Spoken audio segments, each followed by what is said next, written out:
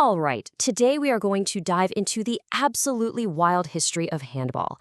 From its ancient roots all the way to the fastest courts on Earth, this is a story of some serious evolution. But before we get into it, let me ask you something. What do you think is the most fundamental, the most instinctual athletic thing a person can do? What sport just pops into your head? Well, you could make a pretty strong case that it's just throwing and catching a ball, right? That simple, primal skill that is the absolute heart of handball. Okay, so let's hop in the time machine and rewind the clock way back, over 2,000 years, to see where the very first seeds of this sport were actually planted. So back in ancient Greece, you basically had two games that are part of this story. First, there was Urania, which was all about skill, a test of catching a ball thrown high up in the air. And then you had Harpaston, which was a brutal, super physical battle just to get control of the ball. The Romans, of course, saw that toughness and thought, hey, we can use that.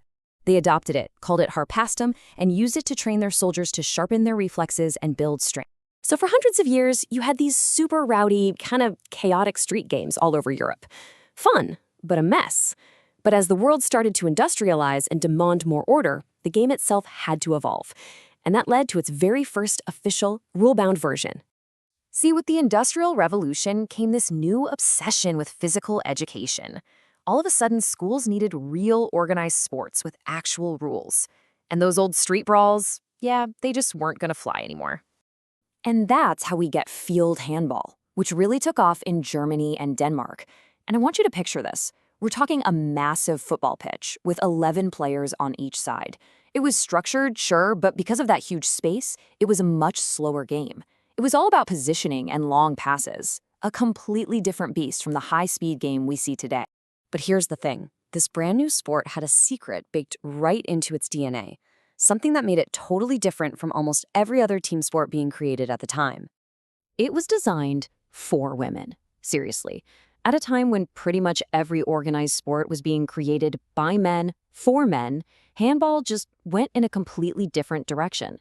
It was a radical idea. Okay, so the guy behind this was Max Heiser back in 1917. He called it Torball, which basically means goalball, and he made it specifically for his female students. The whole point was to focus on skill, on graceful movement and smart passing, and to get away from all the brute force and, violent tackles you saw in the men's sports. So for a while, this big 11-on-11 outdoor game was the way to play.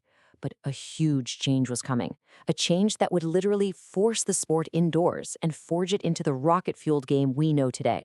So you gotta ask, right? What happened? Why did this big outdoor game that was so established just kind of vanish and get replaced by something so totally different? The answer is actually super simple. It's the weather. Think about it. Trying to play on a gigantic, frozen, muddy pitch in the middle of a German or a Scandinavian winter? No way.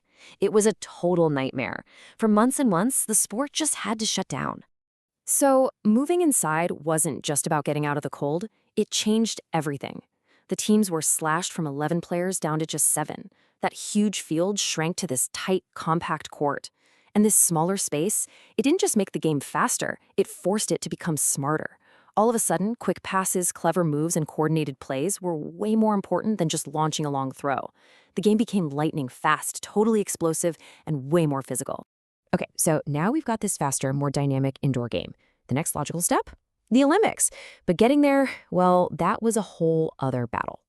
Yeah, handball's road to the Olympics was long. The old field handball got this one-shot deal back in '36, and then poof, it was gone. For 36 years.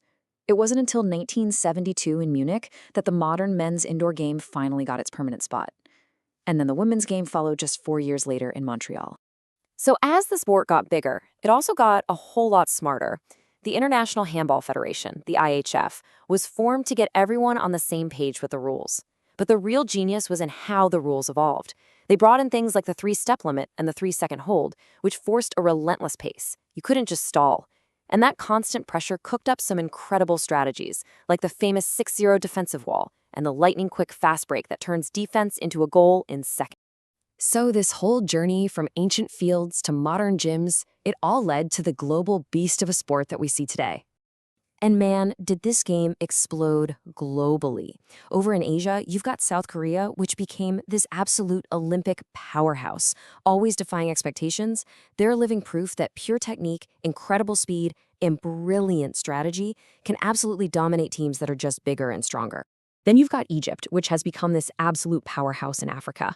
They're known for being just unbelievably physical and athletic, and they've made some deep runs in world championships and the Olympics, really showing the rise of African handball on the world stage. And then, of course, there's Europe. It is still the absolute heartland of the sport. In countries like Denmark, France, and Germany, it's not just a sport, it's practically a religion. Their pro leagues like the Champions League are just massive spectacles with huge crowds and the best players in the world. Look, the modern game today is just one of the most demanding sports you can possibly play. It's this incredible mix of insane speed, raw power, and razor-sharp teamwork, all run by this kind of chess master level of tactical thinking. And you see it all on display at the biggest events, the Olympics, the World Championships, and the Champions League. So when you think about it, it's an incredible story. From a simple game of catch in ancient Greece to a sport that was pioneered for women. From that slow outdoor game to this blistering indoor spectacle, handball's journey has been amazing. It has clawed its way from ancient streets to become one of the fastest, toughest, and most exciting sports on the planet. And it really makes you wonder, right? What's the next chapter in this evolution going to look like?